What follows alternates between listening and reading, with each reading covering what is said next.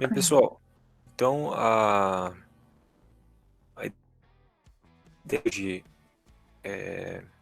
retomar um pouco do conteúdo abordado desde a última aula de dúvidas, né?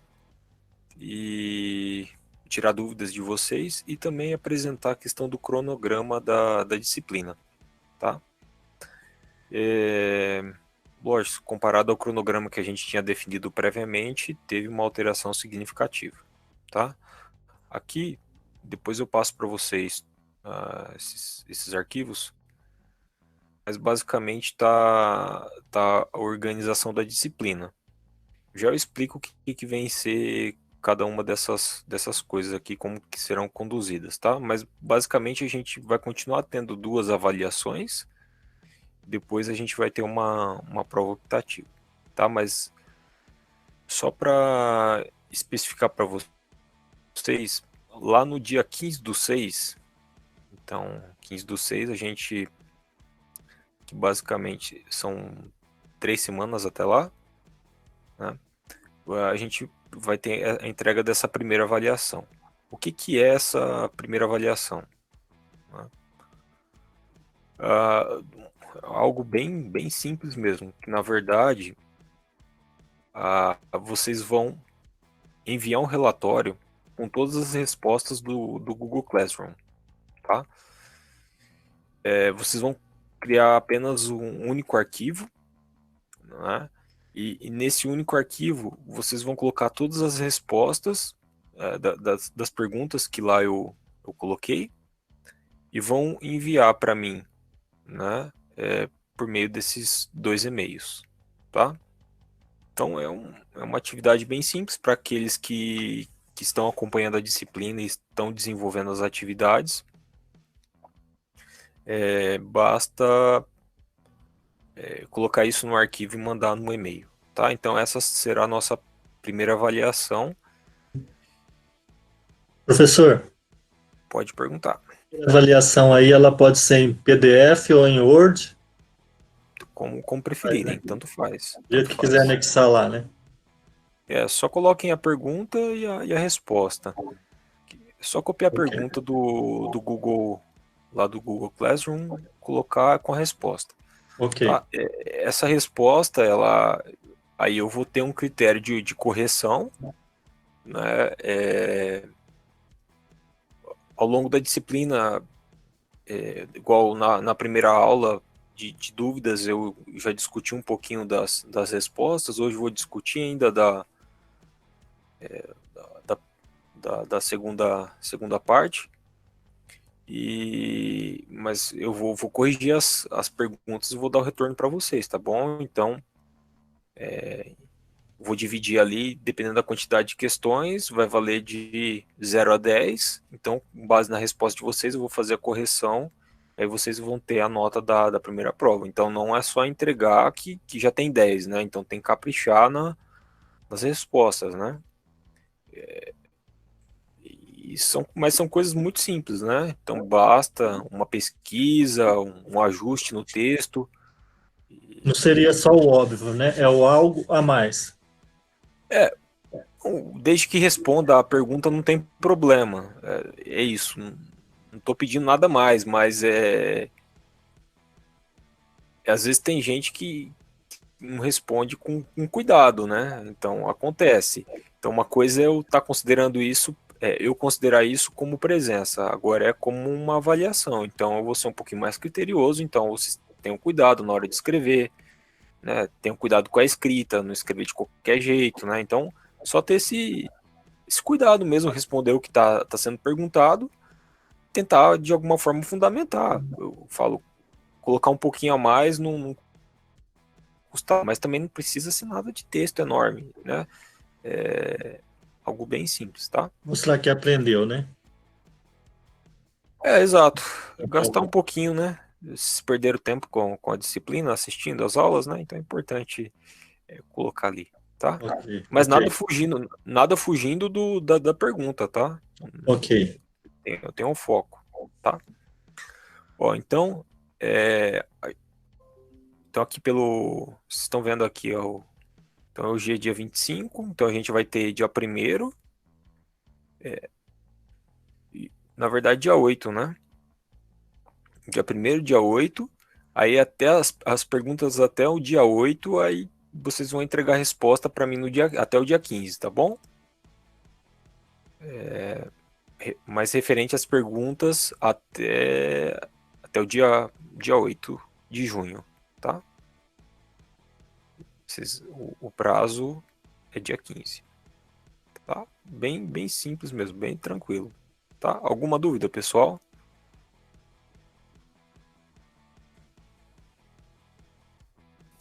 Tranquilo, prof. Tá? Então tá aqui a avaliação. Aí esse arquivo eu vou colocar explicando. Eu vou colocar no Google Classroom lá também, tá? Só para deixar registrado, tá? O prazo 15/6, certo? Bem, a segunda avaliação, ela vai ser entregue até o dia 29/6, então 15 dias após a entrega da primeira avaliação. Até lá vocês já vão ter acesso às notas, tá? Inclusive, no dia 22/6 eu vou estar à disposição para tirar dúvidas também, tá? No dia 29/6 é a entrega da segunda avaliação. Essa avaliação, na verdade, vocês vão começar a fazer um pouquinho sobre buscar artigos científicos, tá? De preferência publicados em revistas, periódicos, tá? Bem, o que vocês vão fazer? Estão fazendo geografia, vocês vão ver que a cartografia ela é sempre muito presente em estudos da geografia. Então, de alguma forma, vocês vão buscar por pelo menos 2 artigos científicos, né, em que, de alguma forma, foi utilizado a cartografia. Tá? Bem, seja para fazer um mapa, seja para tentar entender um determinado fenômeno geográfico, alguma coisa assim, desde que usou a cartografia, e vocês vão trazer com as suas próprias palavras, tá? Não é para copiar o que o autor coloca, tá? Porque plágio, cópia, Ctrl+C, Ctrl+V é plágio, é crime, né? Não podem fazer isso. E vocês vão colocar com as palavras de vocês o que esses autores eles fizeram, né? E onde que a cartografia está presente para atingir o objetivo desse trabalho, entenderam? Então vocês vão buscar por artigos. Então, para quem não tem familiaridade, o Google ele tem uma plataforma chamada Google Acadêmico.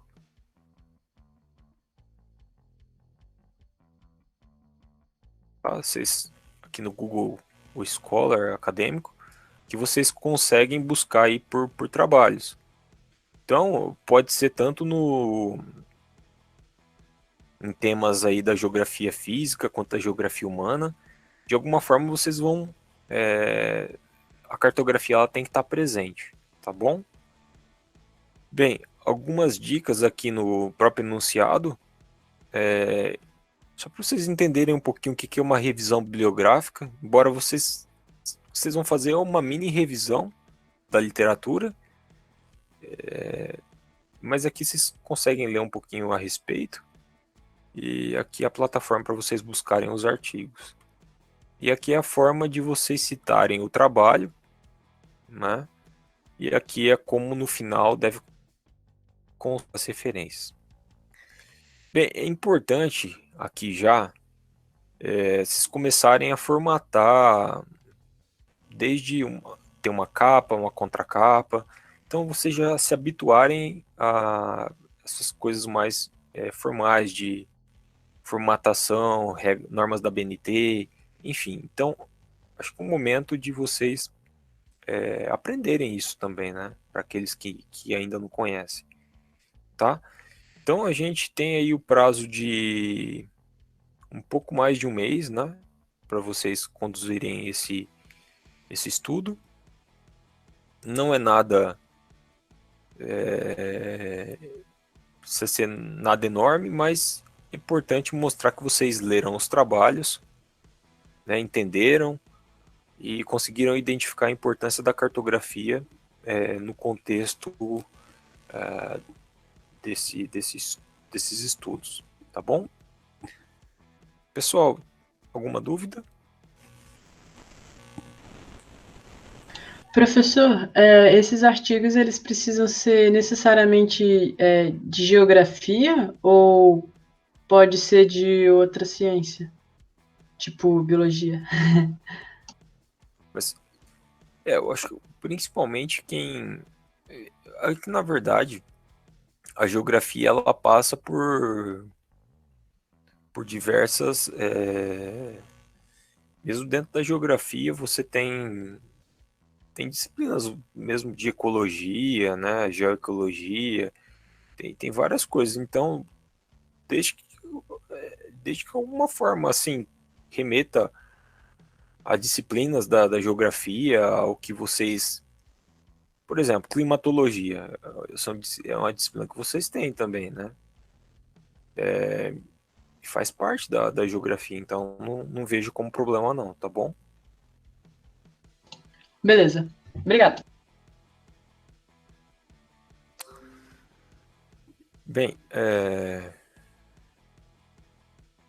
então aqui só em termos de cronograma, 15/6 vou entregar as respostas do Google Classroom, no dia 18, no dia 29/6 vocês vão entregar esse trabalho.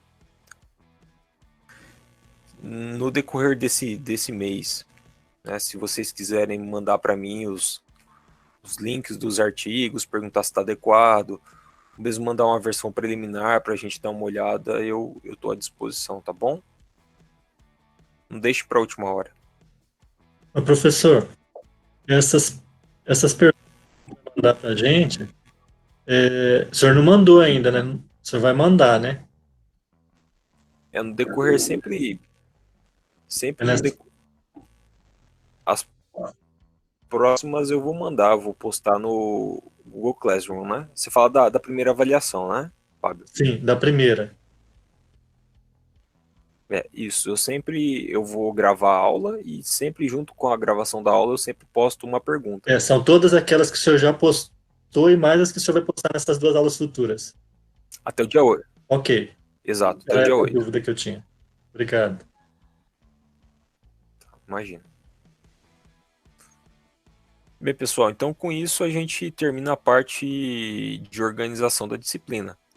Então, assim como proposto previamente, serão duas avaliações e dessa forma a gente consegue concluir a disciplina de forma remota, tá? Bem, lógico que terminar a disciplina remotamente não é a situação ideal.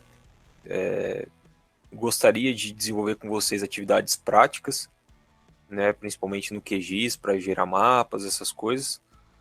Mas vocês estão no primeiro semestre também, vocês vão ter ainda pelo menos aí 4 semestres de aula comigo. Então, não faltarão oportunidades ao longo das disciplinas que eu vou cursar e também, sem problema algum, ao retornar às aulas presenciais, tudo sob controle, a gente agendar aulas a mais, né, para desenvolver essas atividades de cartografia, tá bom? No segundo semestre tem cartografia temática comigo também, né? Depois tem topografia. E é isso, é uma forma de, em segurança, a gente concluir a disciplina. Ok? Eu acho que uma postura é o que todos os professores estão diante do que foi exigido da gente, da reitoria. A gente vai concluir online e posteriormente a gente retoma algumas questões práticas, tá? Eu não vou passar para vocês atividades práticas no QGIS, Google Earth agora, para vocês fazerem. Posso até deixar como sugestão, mas nada vai ser obrigatório nesse sentido, porque isso acaba exigindo de vocês, às vezes nem todo tem computador, tem para processar essas informações. De qualquer forma, tudo que é feito e que eu faço de atividade prática, sempre a gente posta no canal do YouTube, tá? Então, tudo tem lá. Então, mas é importante que o primeiro contato com QGIS, Google Earth, que de alguma forma a gente tenha um contato presencial, tá? Professor, por isso que eu boa não noite. vou... Olá, boa noite. Fernando Fernando? Ortega que está falando, tudo bom? Desculpa, achei que o senhor tinha concluído o raciocínio. Eu tenho duas ponderações, uma sobre o texto. Eu queria que eu estava prestando atenção no senhor falando numa elaboração de capa, a gente começar a ter noções, a ter contatos com normas da BNT de apresentação de trabalhos científicos. Dito tudo isso, eu queria que o senhor mais ou menos mensurasse o que é esse trabalho. É um artigo, é uma resenha, é um artigo opinativo, é uma resenha, e qual é o tamanho? Porque, com muito respeito, professor, tem professores que falam, ó, uma lauda, porque senão são 50 alunos, entendeu? É muita coisa, entendeu? Tem professor que delimita resposta em 10 linhas, entendeu? E aí a gente fica numa situação, eu pelo menos, não sei se eu posso falar em nome dos outros colegas, tipo, é para fazer em 10 linhas, é para fazer em uma lauda, ou é para fazer o que eu acho, e o que eu acho tem um tamanho mínimo e um tamanho máximo. Era essa ponderação que eu queria falar sobre essa segunda atividade, entendeu? Inicialmente. Claro. Bem, Fernando, eu vou colocar ali de 1 a 2 páginas. Eu falo no sentido de que vocês, inclusive, podem apresentar mapas do trabalho, você entende? Desde que coloque a referência do artigo. Vocês vão referenciar, né? Então, não mais do que isso. De alguma forma, é algo simples. A ideia, vocês não vão fazer introdução, estruturar, né? Em forma de artigo nem nada. É mais simples. É como se vocês fizessem uma revisão bibliográfica desses dois artigos, sabe? Trazer os principais pontos dos artigos. Então, qual que é o objetivo desse trabalho? Então, os autores, o objetivo era esse, para isso, de alguma forma, a cartografia ela está ali presente para atingir o objetivo. Quais foram no que os objetivos, o que chegaram de resultados, né? Quais foram as principais conclusões ali? Então, de alguma forma, vocês vão extrair os principais pontos. É como se vocês fizessem, vamos dizer, um resumo de cada trabalho, pincelando os principais pontos. Não sei se foi claro, Fernando. Foi. Sim, senhor. Tá, nada muito... 1 a 2 páginas, tá? Não mais do que isso. O limite aí de 2 páginas. Agora também, se ultrapassar, não tem problema. Lógico, eu falei 2 artigos. Se quiserem trabalhar com 3 artigos, não tem problema. Sugestão, talvez, é focar em um determinado tema específico. Eu falei climatologia, por exemplo. Então, às vezes, tem artigo que trabalhou climatologia em um contexto, em um estado, em uma determinada região, e tem um segundo que trabalhou em outra região, por exemplo. Então, uma coisa talvez interessante de tratar. E os 2 artigos vão gerar um único paper. Não é um paper, um trabalho para cada artigo. Não, é só um mesmo. Ok. Se vocês derem conta ainda, como eu falei, de alguma forma relacionar esses 2 artigos, melhor ainda. Mas assim,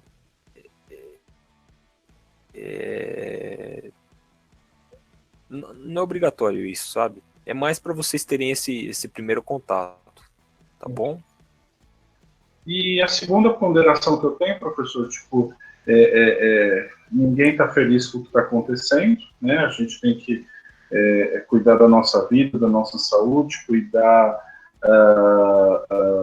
como é que chama, de nós, né? Tem muita gente também que está com problema com relação ao emprego, perdendo emprego, com problema de salário, enfim, ninguém está feliz com o que está acontecendo e, enfim, o nosso aprendizado foi completamente comprometido em razão disso, e não é na disciplina do senhor, penso que sejam em todas. Dito isso, eu acredito que quando a gente passar, o senhor falou sobre uma nova disciplina no segundo semestre, cartografia temática, alguma coisa assim, não entendi direito. Eu acho que o senhor vai precisar de muita paciência e, de repente, a gente fazer a disciplina de cartografia, não novamente, mas alguns aspectos, porque, falo por mim, reitero, Claro. Muita coisa que está esquisito, que você acha que é uma coisa e não é, entendeu? Há muito juízo da gente não estar juntos, da gente não estar discutindo em sala de aula, essas coisas todas. Era essa a ponderação, a segunda ponderação que eu queria fazer para o senhor. De acordo, Fernando, eu acho que é isso. Eu realmente me comprometo a dar todo o auxílio. Inclusive, a gente pode pegar aí períodos vocês não têm aula, enfim, mesmo pegar um sábado, isso é de menos. Assim, eu falo, nesse momento, o que eu tô procurando, que assim, a cartografia, a ideia, a princípio não é nem ter tanta atividade prática. Eu acho que o principal ponto é trazer alguns fundamentos, são bases, a parte base, que vai permitir com que vocês compreendam, depois façam cartografia temática, que aí sim tem que gerar mapa temático, topografia, né, geodésia, geoprocessamento, sensoriamento remoto. Então vocês têm que saber o que é uma projeção UTM, né? Vocês têm que saber como que eu faço para representar o relevo, o que é uma escala, o que é questão da orientação. Então eu trago aqui, né, na disciplina, elementos que são bases, né, para isso. Então o foco da cartografia, embora apresentar atividades práticas, ela é interessante, te assimilar um pouco melhor o conteúdo, lógico que fica comprometida, mas olha, se conseguirem, eu sei da dificuldade, né? Mas se vocês conseguirem entender os vídeos lá, que eu gravo de 15 minutos, 20 minutos, às vezes são aquelas aulas que às vezes a gente toma 3 horas, né, 4 horas de discussão. Eu tento de forma sintetizada, inclusive tentar melhorar os slides, né, para tentar exemplificar um pouco melhor, para ficar um pouco mais claro. A ideia é que a gente tentar minimizar essa perda que vai existir, né? Não dá para falar que é a mesma coisa, mas eu acho que a gente está se esforçando para tentar fazer o melhor, né? Eu falo a gente, eu enquanto professor, vocês enquanto alunos, né? Então a ideia não é sobrecarregar vocês, então vocês viram o conteúdo das duas avaliações, não é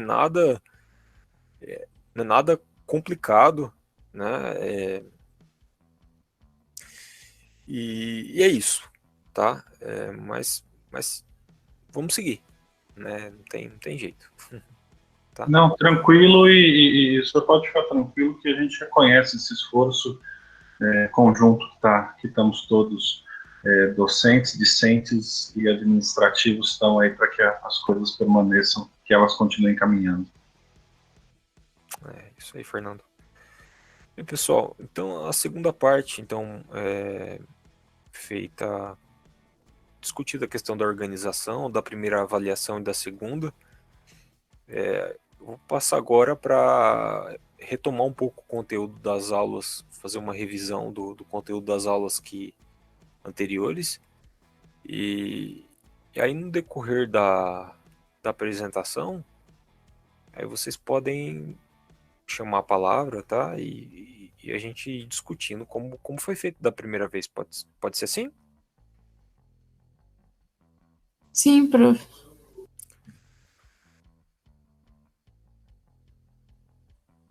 E pessoal,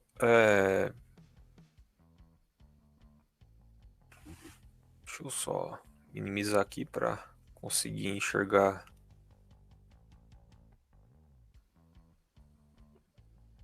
De alguma forma conseguir enxergar vocês aqui. Às vezes tem algum comentário, alguma coisa. Consigo acompanhar também. Tá? Professor, se for te ajudar durante as apresentações, eu posso ler os comentários. Ah, tá bom, Nayara. Me ajuda sim. Mas também aqui tá tranquilo, viu? Mas qualquer coisa, chama a atenção aqui, por favor. Bem, pessoal, então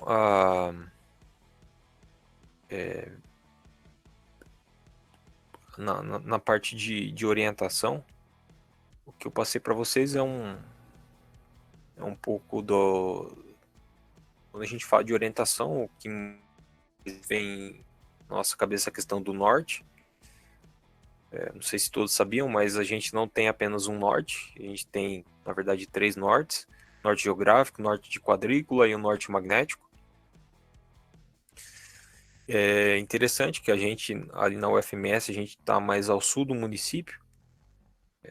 Então, quando a gente sai ali da UFMS e vai em direção ao centro, a gente está indo, pegando ali o sentido norte, né? Então, a gente sempre faz essa atividade em sala de aula, utilizando a bússola, né, para ter uma ideia da questão do norte, de orientação, porque muitas vezes tem dúvidas com relação ao norte. A gente sempre representa no quadro norte como sendo a seta, né, para cima,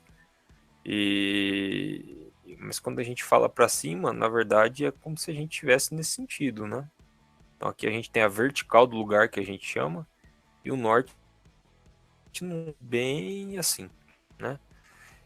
E uma forma bem simples de compreender o norte é a questão utilizando o mesmo sol, né? Ele nasce a leste, se põe a oeste, né? Ele se põe. Então, a gente ficando de frente, aqui como esse exemplo, né? A mão direita vai estar para leste, a esquerda para oeste, a frente norte, a parte de trás para o sul, tá?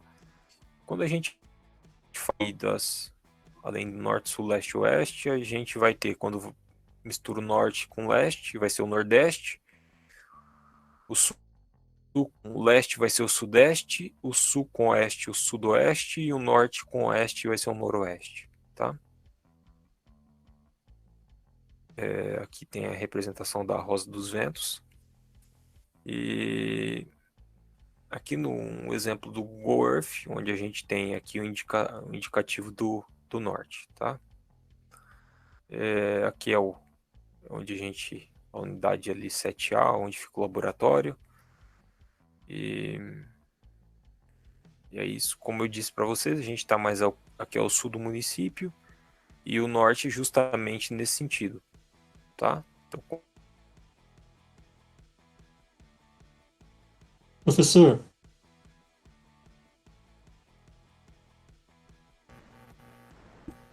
professor, pode falar. nesse caso aí, esse norte que a bússola está apontando aí é o norte geográfico? Pois é, Fábio. Na verdade, aqui não é a bússola, Esse, tá? esse do Google É do Google Earth, tinha né? aí. É, na ver- Isso. Aqui a representação está em coordenadas E e N, que é pro IM. Então aqui são coordenadas planas, tá? Então esse norte aqui, na verdade, é o norte de quadrícula, tá? O norte da projeção UTM da forma como está representado aqui, tá bom? Tá, mas se eu fosse representar na bússola, que norte seria esse? Seria o norte magnético, Ah, o magnético tá? na Utilizando a bússola, né? bússola, é o norte. Tá, ok. Exatamente, tá? Então, assim, só retomando, o norte de quadrícula é o norte do mapa, tá? O norte geográfico é com relação ao polo norte geográfico, o norte magnético é o norte justamente da bússola, tá?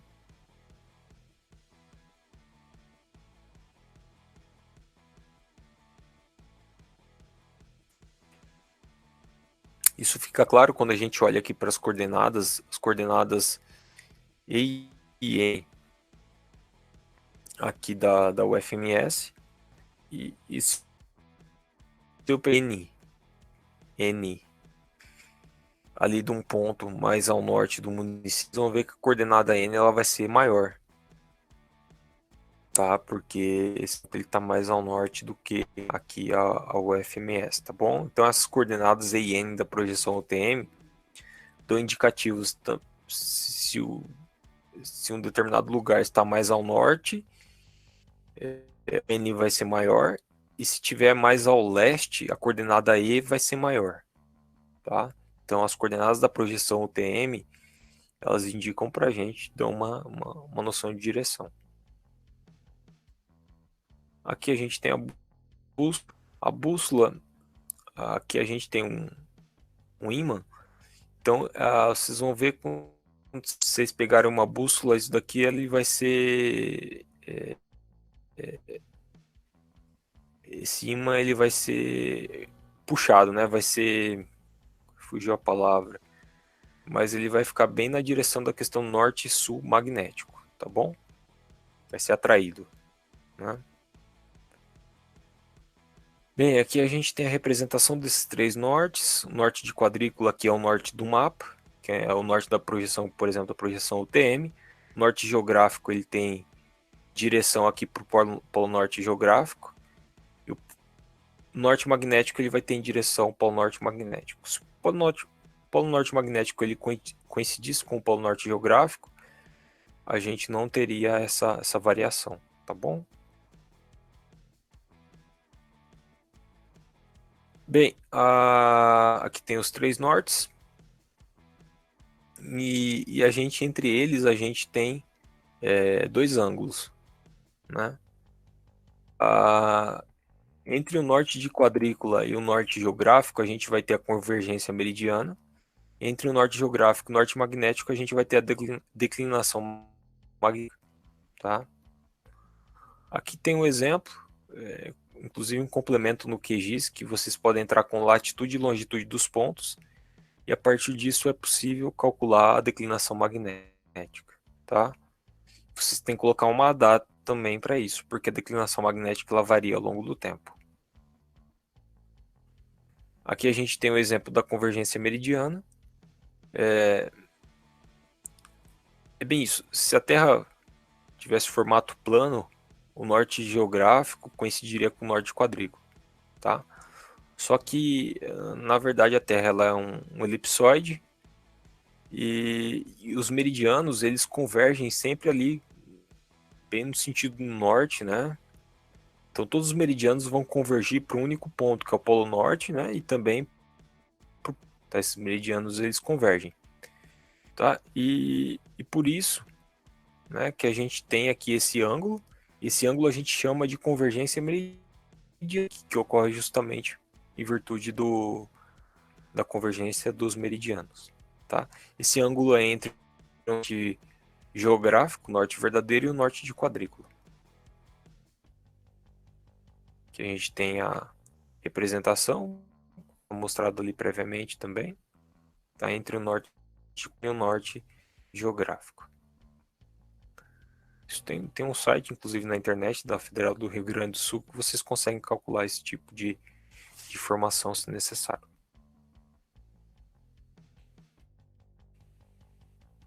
Aqui é uma pergunta de concurso, que nessa aula a gente não chegou a responder, porque na época perguntou-se a questão do ângulo azimutal do azimuth, e ali isso foi discutido em conteúdo da aula seguinte, tá? Mas só para vocês entenderem, né? O azimuth ele é sempre um ângulo contado a partir do norte, variando de 0 até 360 graus, tá? Então, se eu pego um azimuth de 90 graus, eu vou caminhar em direção a leste, tá? Se eu pego eu vou caminhar em direção ao sul. Se eu pegar um azimuth de 270 graus, eu vou caminhar em direção ao oeste. Se eu pegar um azimuth de 0 a 360 graus, porque 0 seria aqui, né? 90, 180, 270, 360 graus. Eu vou estar caminhando para norte, tá? Então esse é o meu azimuth. O azimuth do rumo, na verdade, diferente do azimuth, ele varia de 0 a 90, então não é de 0 a 360 graus. Ele é contado ou a partir do norte ou a partir do sul, variando de 0 a 90 graus. Tá? Então, quando eu falo em rumo, além de falar o ângulo, por exemplo, 45 graus, eu tenho que falar em qual sentido. Se é nordeste, seria esse primeiro quadrante. Se é sudeste, se é sudoeste ou noroeste. Tá? Então, essa é a diferença entre rumo e azimuth. Tá? Bem, numa situação prática, aqui eu tenho 2 pontos, saindo de A e chegando em B. Então, para eu sair de A e chegar em B, qual...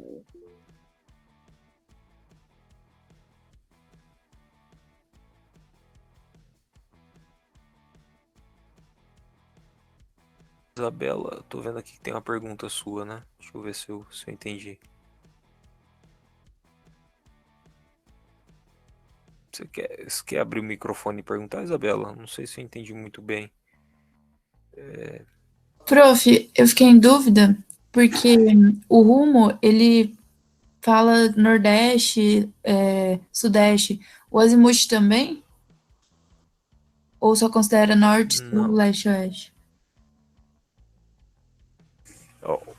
Na verdade é o seguinte. Deixa eu... Tem uma... Vou pegar essa ferramenta aqui. Então, vamos supor aqui que eu...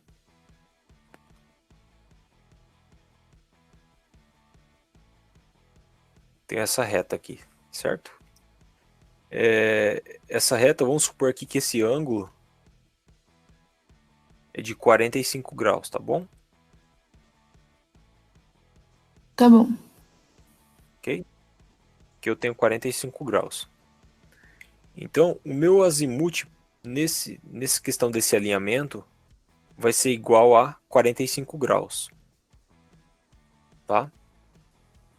O meu rumo nesse caso, ele vai ser também 45 graus, certo? Que é o mesmo ângulo, que é contado a partir do norte. Sim. Tá? Bem, só que o rumo é 45 graus nordeste, né? Então, porque aqui ele está no primeiro quadrante, que está norte, com leste. Então vai ser nordeste, tá?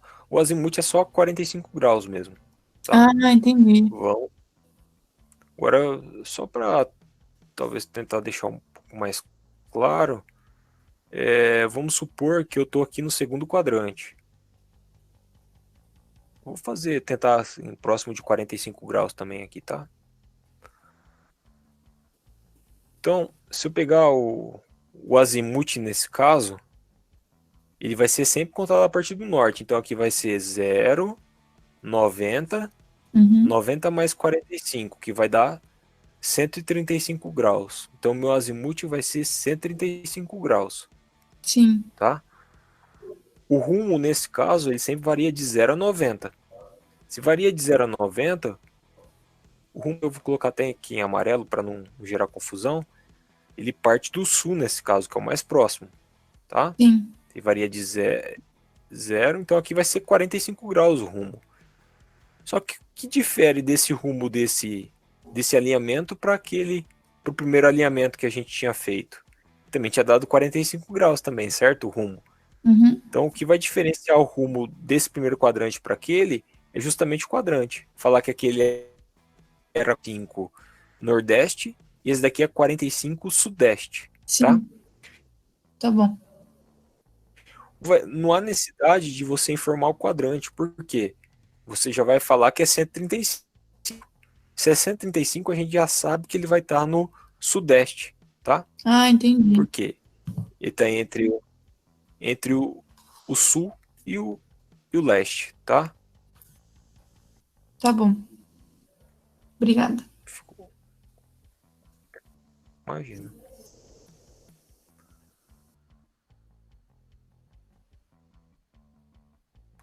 Bem, nesse caso específico em que eu quero sair do ponto A e chegar ao ponto B, o ponto A está mais ao norte que o ponto B, certo? O B está ao sul do ponto A. Então, nesse caso específico, a gente teria aqui na verdade,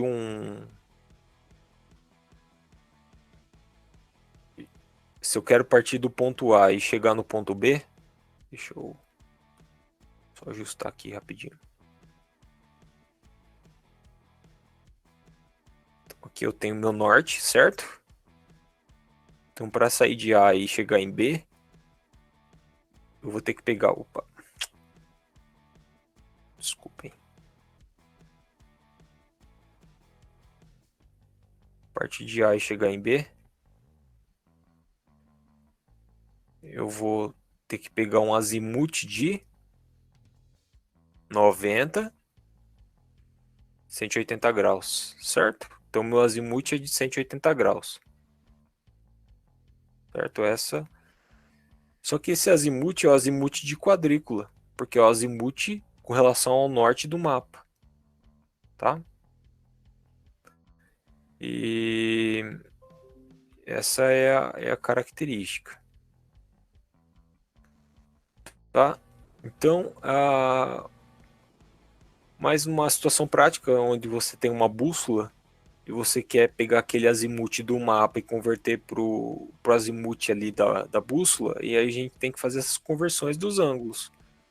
Mas é muito simples. Se eu tenho norte de quadrícula, para eu ir para o norte de quadrícula para o norte geográfico, basta aplicar a convergência meridiana.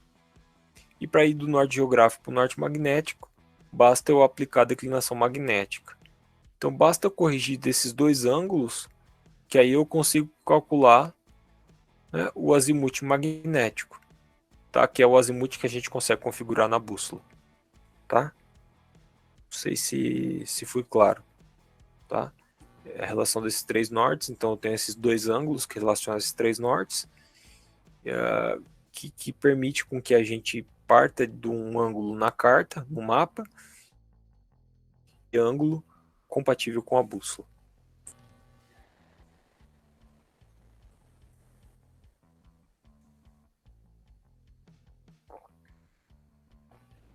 Bem, pessoal, essa foi a primeira aula de orientação. Alguma dúvida? Queriam fazer mais algum comentário?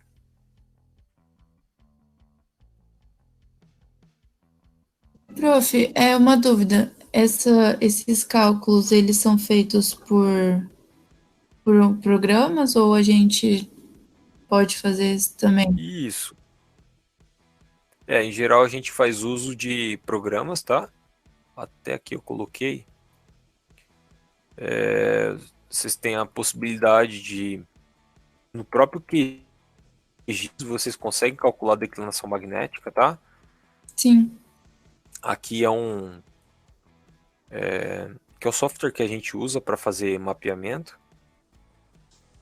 Então é possível buscar um complemento lá que calcula a declinação magnética, tá? Uhum. Isso também é possível calcular a convergência meridiana por meio desse... Tem esse site da Federal do Rio Grande do Sul que também possibilita fazer isso. Tá? Tá bom. Uhum.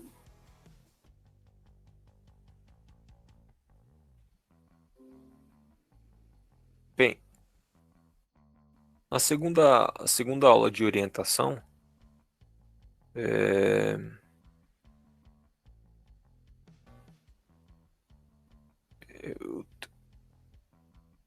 a gente retomou o conteúdo, eu tentei diferenciar um pouco melhor rumo de azimuth, né?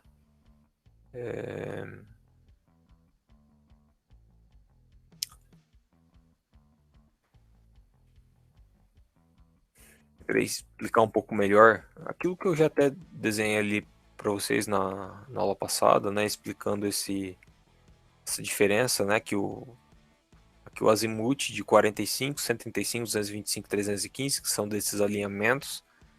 E aqui a questão do rumo, sempre a 45 graus nesse caso. Só que aí para o rumo a gente tem que informar qual é o quadrante correspondente, tá?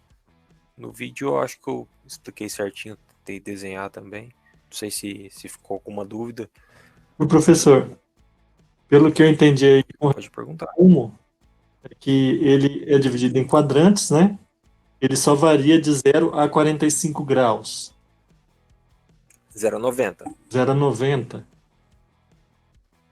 Isso. Aqui, ó, deixa eu Assim, porque é desenhar aqui pra norte-sul, você. né? Que ele pode ser representado do Isso. norte quanto do sul. Enquanto o ângulo lá do azimuth, ele é 360. Ele é Exatamente. Sem partir do norte. sempre em graus, né? Sempre em graus. Ok. Tá? Aqui, ó, 0, né? 90. Esse aqui é o primeiro quadrante do rumo. O segundo quadrante aqui em amarelo vai variar de 0 a 90. Terceiro quadrante, 0 a 90. Por fim, o quarto quadrante em azul. Desculpem aí, pessoal, não fica muito legal aqui. Mas de 0 a 90. Tá em azul. Então são os 4 quadrantes. Já o aqui em preto, eu vou colocar o azimuth. E varia de 0. Nossa, que coisa feia. Sem mouse aqui. 0, 90. 180. 270. E 360 graus. Tá? Acho que era mais fácil desenhar um. Mas tá bom, vocês entenderam, né? Ficou bom, ficou excelente, professor. Não, bom não ficou não, mas tá bom. Desculpem aí, mas... Fábio. Pô, zoando já aqui, hein? Ó. Vou botar no grupo aí, o professor. Isso é desenho, hein? Pessoal, eu acho que deu pra entender um pouquinho, né? De 0 a 360 graus o azimuth e de 0 a 90 o rumo. E aí, explicado melhor todo esse conteúdo, a gente discutiu um pouquinho esse exemplo, né? A ideia era a partir do ponto B para o ponto A. Então, nesse caso, para partir de B chegar no A, então eu vou pro norte, certo? Então, para eu ir pro norte, eu tenho que pegar um azimuth de 0 graus, certo? Se fosse do B, se o A tivesse mais aqui a leste, aí o azimuth seria de 90 graus, tá? Mas nesse caso específico, com base nessas coordenadas aqui, que a gente fez a representação aqui no eixo, é possível a gente identificar que o azimuth para sair de B e chegar em A é de 90 graus, ou de 0 graus. Tá? De modo similar, também, nesse caso específico,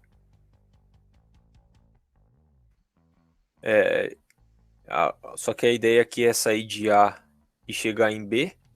Né? Então, para eu sair de A e chegar em B, eu tenho que ir para sudoeste, certo? Eu vou para sul e para o oeste. Então, a resposta certa seria a alternativa D, sudoeste. Se o ponto B ele ficasse, seria sudeste. Se ele ficasse para cá, o ponto B seria nordeste. E se ele ficasse para cá, seria noroeste. Certo?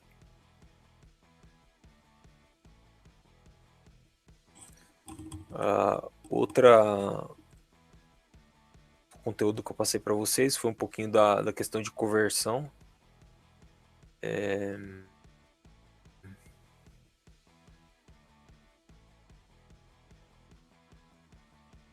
Vou abrir aqui o Coorf rapidinho.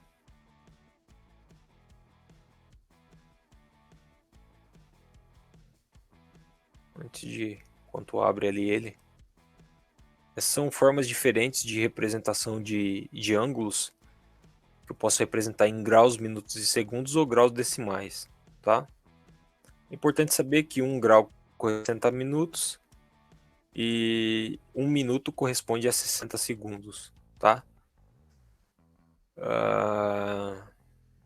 E a conversão, né, com base nessa regrinha de 3 aqui, se eu quiser converter de graus, minutos e segundos para graus decimais, basta pegar os minutos e dividir por 60.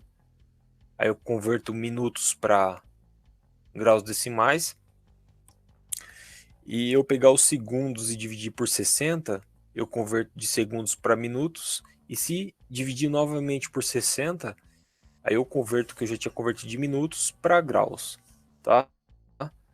Então, essa relação de 60, tá? Que é um grau corresponde a 60 minutos e um minuto corresponde a 60 segundos, tá?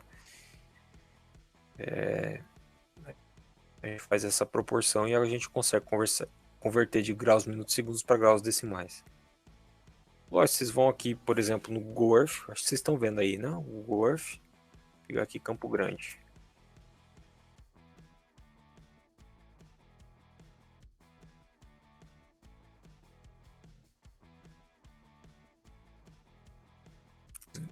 Vem aqui em ferramentas, opções.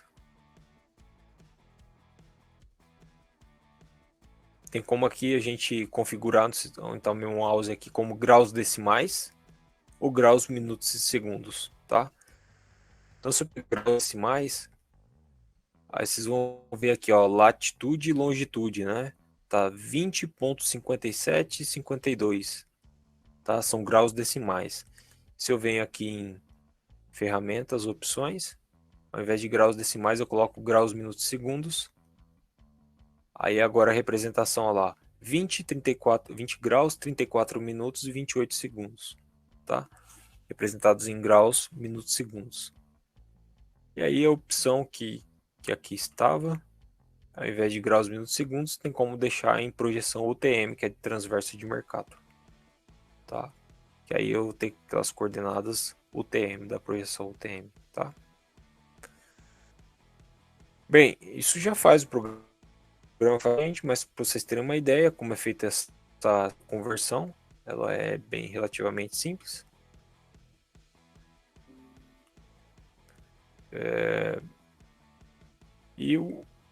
Aqui eu dei até um exemplo para vocês, né? Se eu tenho 40 graus, 30 minutos, basta pegar 40 mais 30, que é o minutos, e dividir por 60. 30 dividido por 60 dá 0,5. Então vai ser 40 mais 0,5, que vai dar 40,5 graus. Tá?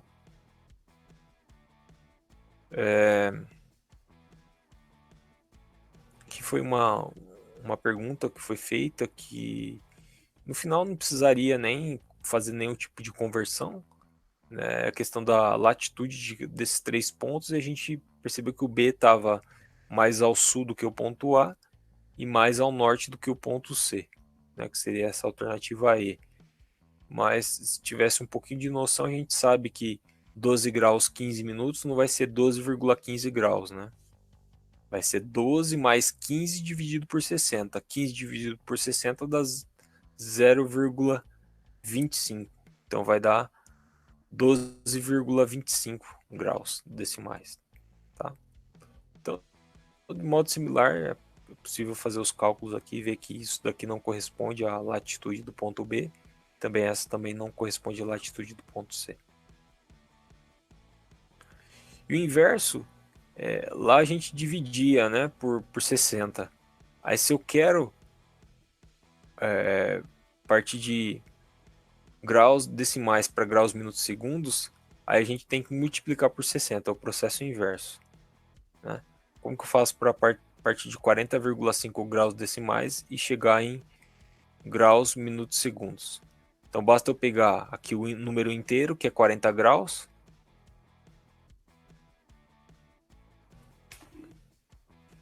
pegar 40 graus, vai ser o número inteiro. Aí o que sobra dele, que é o 0,5, aí eu multiplico por 60, que vai dar 30 minutos. Tá? Então, 40,5 graus é 40 graus e 30 minutos. Pessoal, e aí? Alguma dúvida nesse processo? Por enquanto não, professor. Tá. Beleza, então essa foi a parte de conversão. Acho que tá explicadinho no vídeo lá também, né? Essa parte de conversão aí eu entendo bem, porque eu fiz aulas de metrologia no Senai, de medidas, então a gente fazia muita conversão. Entendi. Legal. Tá, então esse processo, mas mostrei para vocês, não é uma coisa que vocês têm que ficar fazendo, mas aqui no Google Earth tem a opção ali em editar, ou em ferramentas, opções, e tem como vocês configurarem isso daí.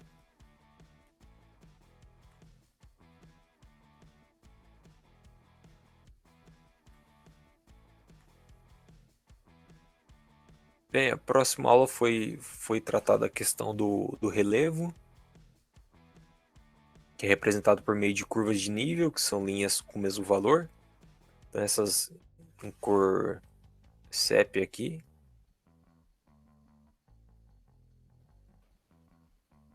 São as curvas de nível.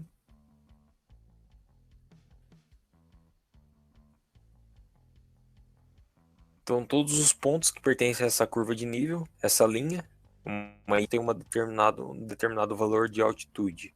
E esses pontos aqui em xizinho aqui são os pontos cotados. Aqui é uma característica da curva de nível, se as mais próximas quer dizer que eu tenho uma mudança de altitude numa distância menor, tá? Então elas quanto mais próximos, mais íngreme é o terreno, tá? Que é esse exemplo. Outra característica é a questão do... Aqui é um exemplo de curvas de nível sobre um terreno.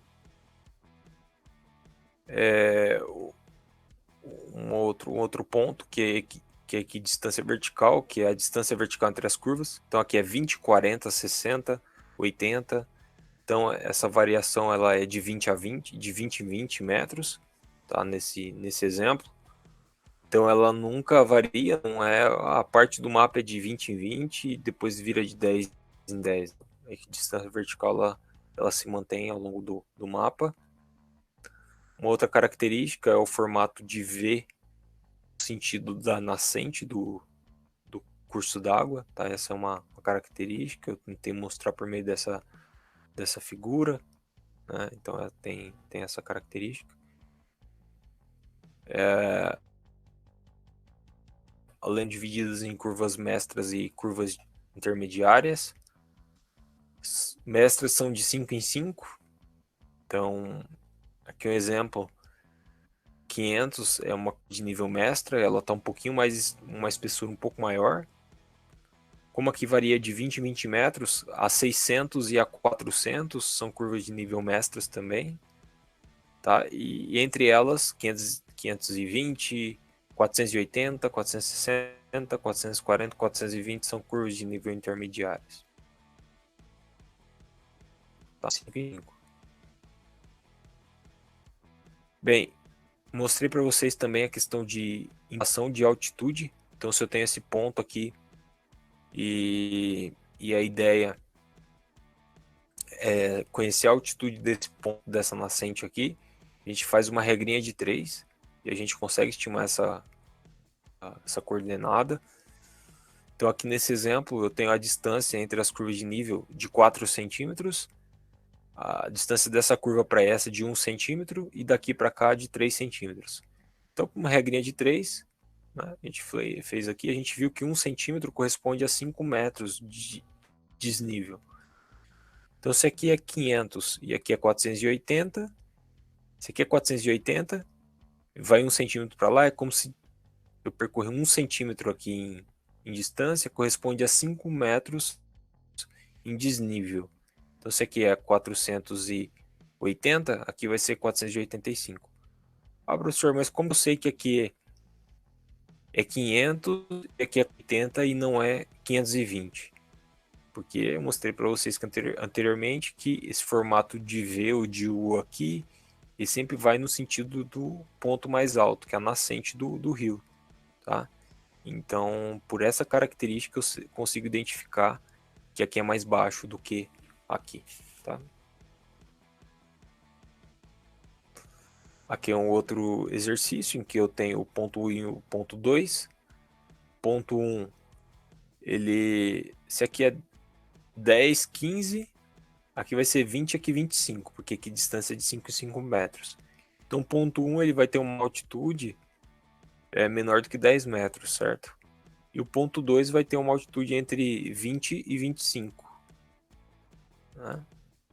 Então, a resposta aqui seria 7,5, altitude do ponto 1.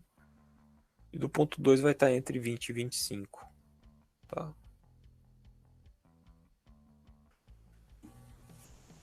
Bem, pessoal, alguma dúvida?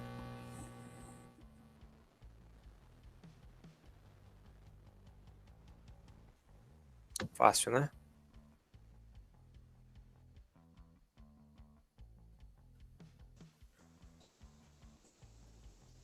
Prof, só uma pergunta de novo. O curso de água, a pontinha do V é para o lugar mais baixo, né?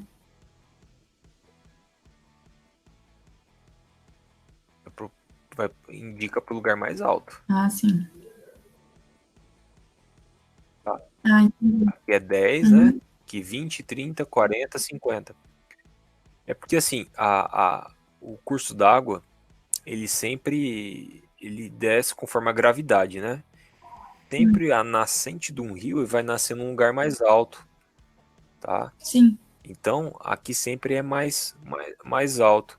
Então, esse tá bom. ele vai ter indicativo, sempre ele vai apontar para nascente, tá? Mas é interessante isso, pessoal. A água, ela sempre tem leva em conta a questão da gravidade que tem relação com altitude. Então, essa noção aqui, ela é importante também, por exemplo, numa drenagem urbana. A drenagem urbana também tem que se levar em conta a questão da gravidade, sempre partir de um ponto mais alto, chegar num lugar mais baixo, que é onde a água vai chegar, vai atender a população.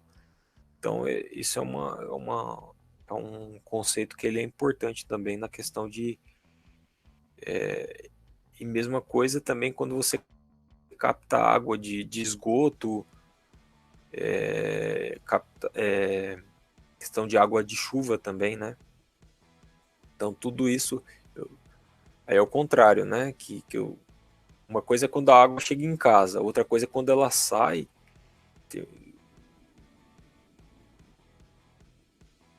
Também é questão de água de chuva. Então tem que estar mais alto e tem que sempre vai para lugares mais baixos. Tá?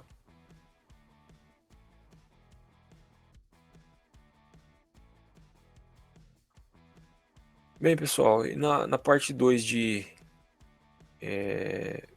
relevo,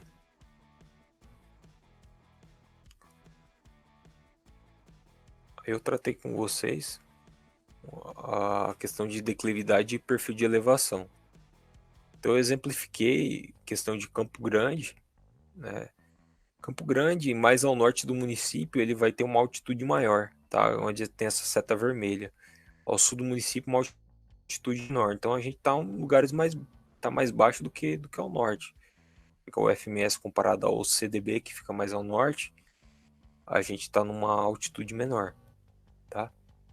Dois conceitos importantes são os conceitos de declividade e perfil de elevação. Para tentar exemplificar eles, eu utilizei o próprio Google Earth. Não sei se vocês já tiveram tempo e curiosidade para mexer nele, mas é possível aqui. Se eu pegar a gente consegue desenhar um caminho, por exemplo, aqui. E aí, por meio desse caminho, clicando aqui com o botão direito, a gente consegue ter esse caminho aqui e ter a noção de altitude, né? Então esse é um conceito bem interessante que a gente vai mostrando, tá? E ali, não sei se estão vendo, tem uma porcentagem aqui também. ali do lado, né? Menos 2,4. Aí ficou um pouco mais íngreme. 3, aí depois vai um pouquinho mais plano. Aí a declividade ela é menor. E aí ela vai subindo aqui. E vira positivo, tá? Então, aqui no próprio Google Earth representa-se tanto a questão do perfil de elevação, também como a declividade do terreno.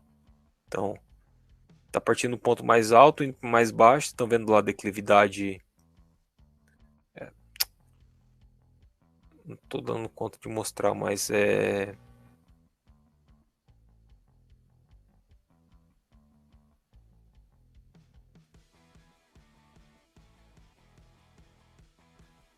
Aqui, se vocês olharem, observarem aqui, tem uma menos 1,9% aqui, tá? Isso daqui refere-se à declividade. Então tá negativo porque tá descendo. Então quando ele vem para cá e começa a subir, vocês vão perceber que a declividade ela é positiva, tá?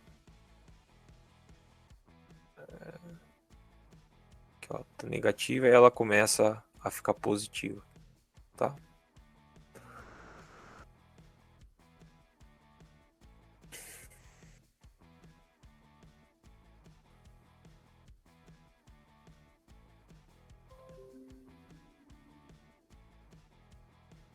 Bem, a declividade ela é calculada com base na... Essa daqui só foi o exemplo, né? Mas eu mostrei para vocês como que é feito. Vamos imaginar que a gente vai a campo com o GPS e a gente pega diversos pontos, né, com o GPS. E aí a partir disso a gente consegue desenhar as curvas de nível, né? Exemplifiquei para vocês, fui mostrando aqui, ó, esse é o ponto 14,8, aqui 16,4, 15 vai passar aqui mais próximo. Aí eu fui desenhando com vocês aqui a curva de nível 15, né? A gente foi desenhando aqui, tem a curva de nível. Quem assistiu a aula, eu acho que, não sei se ficou claro, né? É possível fazer as outras curvas de nível também. A declividade é a relação do desnível dividido pela distância. Então vamos imaginar nesse exemplo aqui, se eu tivesse, ao invés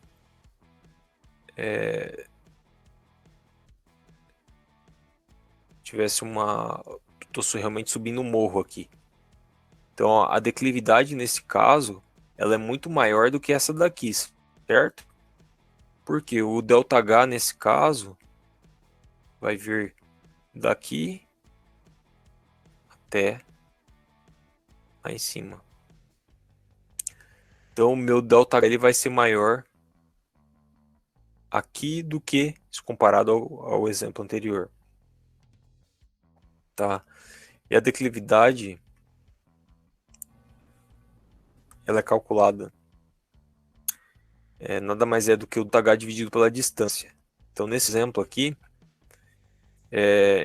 que as curvas de nível elas estão aqui tem 4 centímetros e o desnível é de 20 metros, porque aqui é 500 e aqui é 480, o ΔH é fácil, é 20 metros. A distância já ela vai depender da escala. Então a escala aqui desse mapa é 1 para 50 mil. E a distância no papel ali, que é o Dzinho, é de 4 centímetros. Tá?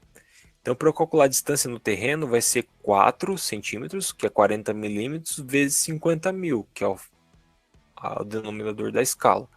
Isso vai dar 2 milhões de milímetros. Convertendo para metros, basta tirar 3 zeros, vai dar 2.000 metros.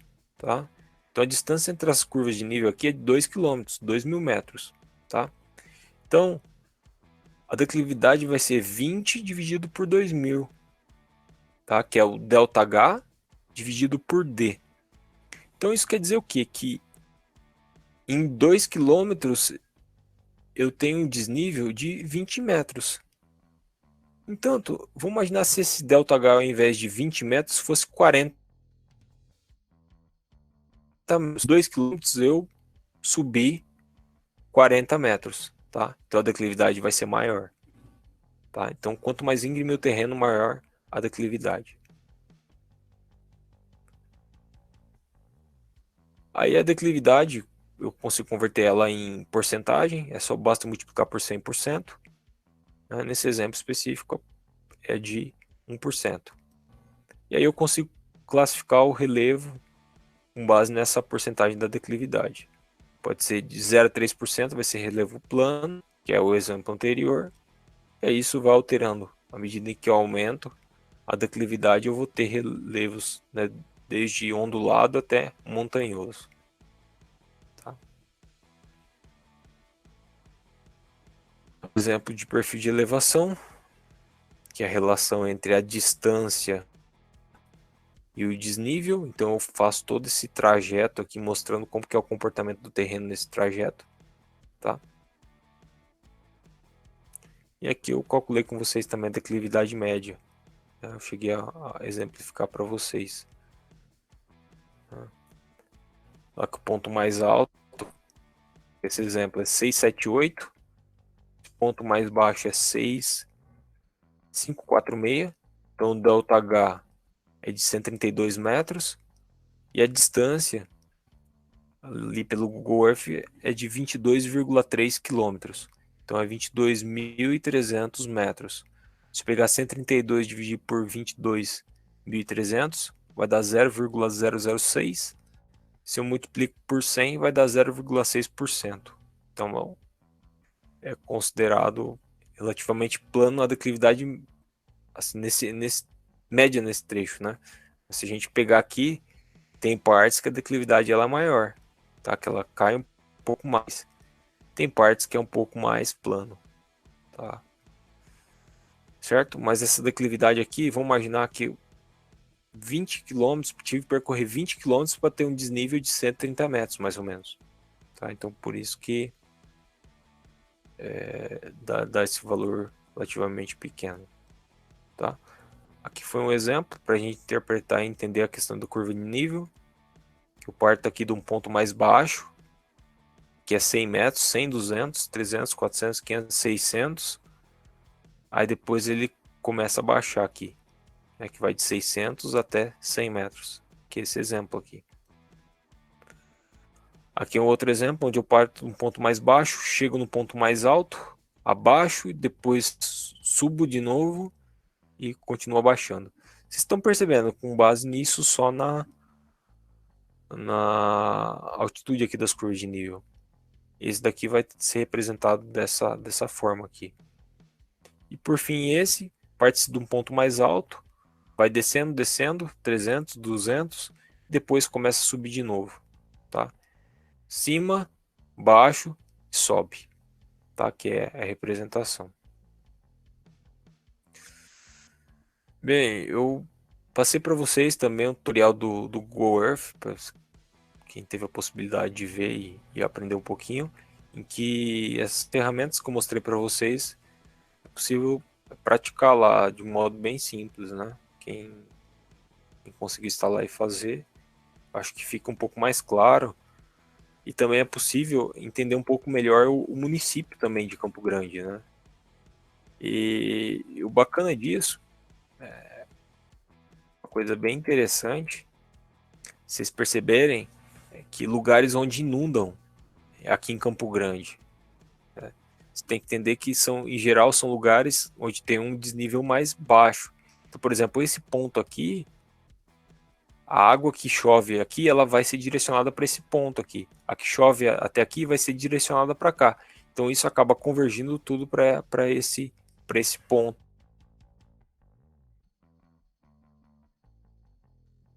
Mais baixo, levo, né? Mais alto, isso converge. Em geral são os pontos se não tem um escoamento muito bom, rede de bueiro, tem bueiro entupido, não tem bueiro suficiente. Para escoar essa água, são lugares onde se tem problema de inundação, tá? Para entender inundação, tem que entender primeiro relevo, representação do relevo. Tem que entender isso que eu mostrei para vocês, tá? É uma base que é importante para essa finalidade, tá? Bem, Acho que basicamente é isso, pessoal. Foi o que a gente abordou ao longo desse um mês de aula. Tá. E aí, alguma dúvida? Por enquanto tá tranquilo, professor. Tudo na paz, professor. Prof, eu queria só perguntar uma coisa sobre conversão. Tem ali numa hora que vai fazer a continha da declividade, tá em milímetros. Precisa necessariamente colocar em milímetros ou não?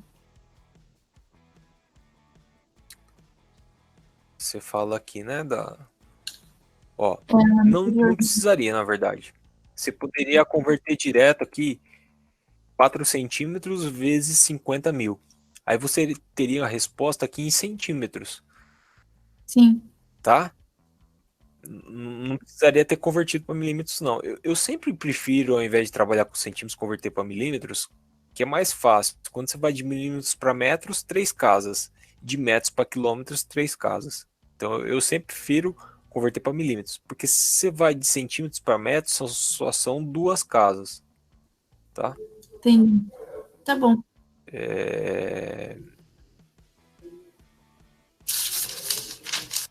Tem mais uma pergunta aqui.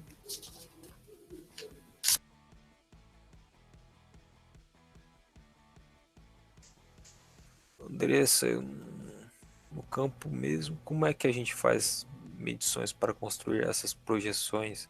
Quando você fala projeção, é para cálculo de declividade e perfil de elevação? Seria isso?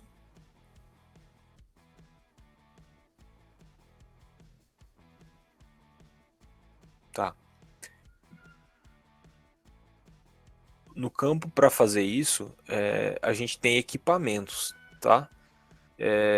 Por exemplo, com o GPS, a gente conseguiria ter com o GPS, por exemplo, se eu pegasse o GPS e colocasse no carro, eu teria várias posições de vários pontos.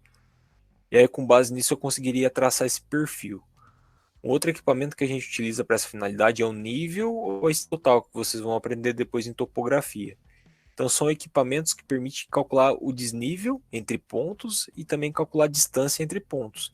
Aí, com distância, que é o eixo X aqui é em distância, e o desnível, que é o eixo Y, a gente consegue calcular a declividade e também exemplificar aqui esse perfil de elevação.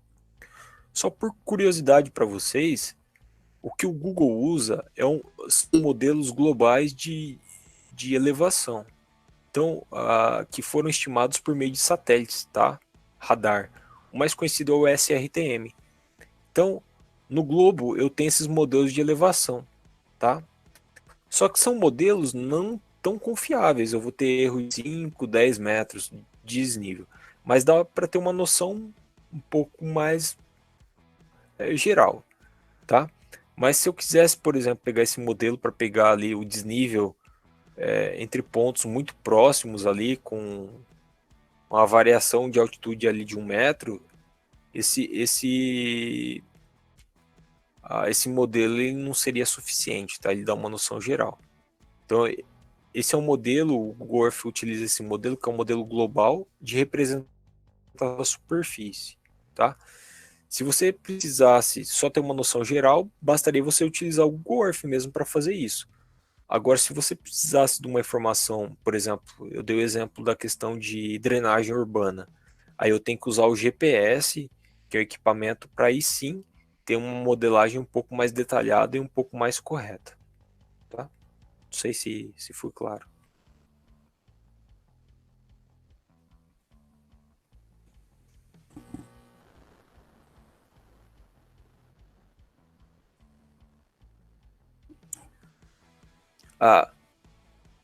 Enfim.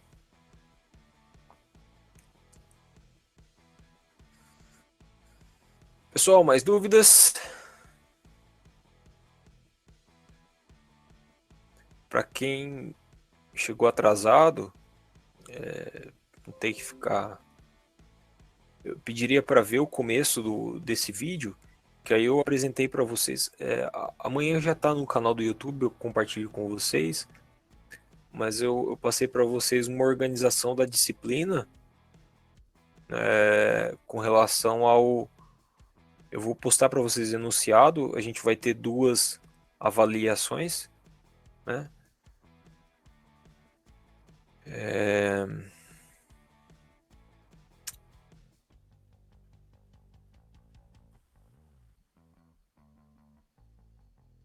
A gente vai ter 2 avaliações, a primeira entregar no dia 15/6, segunda no dia 29/6. Essa primeira, basicamente, é entregar as atividades que vocês estão desenvolvendo no próprio Google Classroom, tá? As atividades até o dia 8/6, vocês vão mandar para mim por e-mail, vou colocar enunciado no próprio site. E a segunda avaliação vai ser, vocês vão buscar por pelo menos 2 artigos científicos em que faz uso da cartografia em um determinado tipo de estudo, principalmente para mostrar a importância da cartografia dentro da geografia, tá? Prazo de entrega até 29/6. A prova optativa, dificilmente será necessário para quem está acompanhando a disciplina e fazendo as atividades, tá? Bem, pessoal, não sei se ainda ficou alguma dúvida, eu estou à disposição. Se não tiver, sigo à disposição pelo WhatsApp também, caso tenham receio aqui de colocar em público. Acho que tudo certo, prof.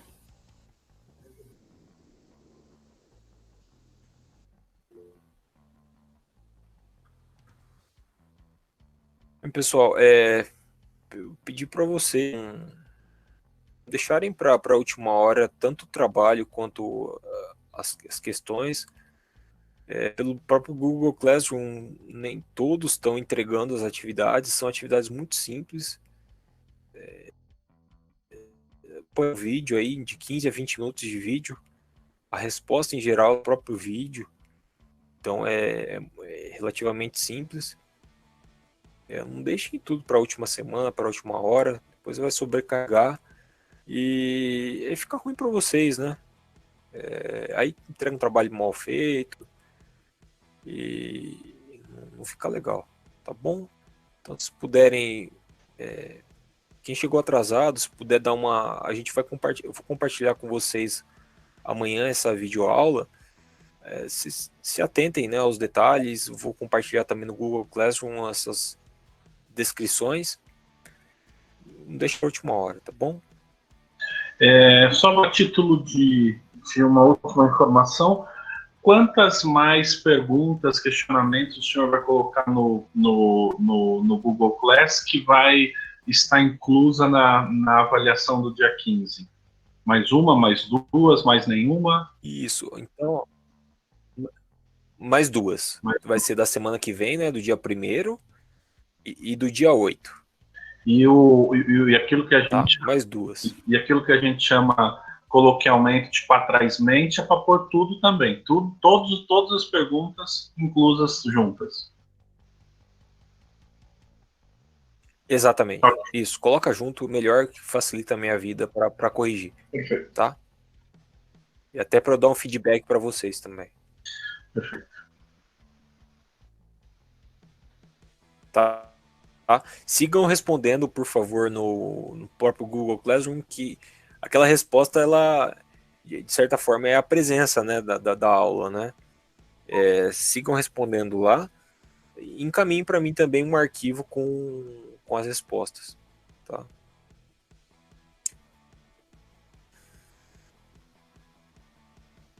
Certo, pessoal? Aí, Tudo certo, qualquer professor. dúvida, sigo à disposição. Tá certo. Boa noite, professor. Boa noite, pessoal. Boa noite. Fiquem bem e se cuidem. Valeu.